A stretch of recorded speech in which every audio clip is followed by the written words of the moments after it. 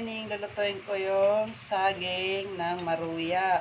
Kasi hinog na siya para hindi masayang. Ito, yan. Ilagay yan. Tapos, ng 1/4 asukal, tsaka kalahating harina. Ngayon, hatiin ko lang siya dito. Tapos, kaunti lang na asukal kasi matamis naman yung saging.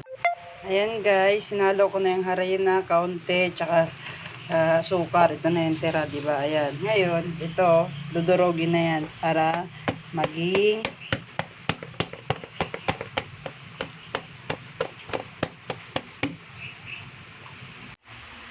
ayan o, napakulo na ako na may mantika. Tapos, yung dinikdik kong harina na may sukar at saging. Ilalagay na natin. Tara! Ayan guys, nasalang ko na yung ating maruya.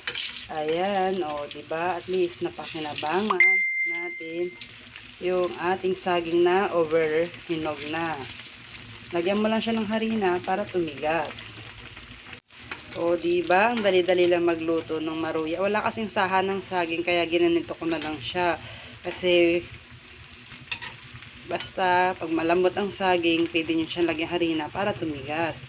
Ayan, hanguin ko na siya. Kasi luto na siya. Tapos maglalagay ulit tayo ng another diba? Side natin.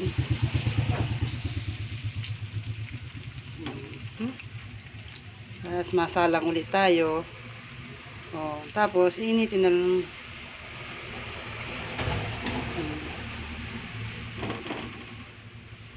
O, diba? Ayan.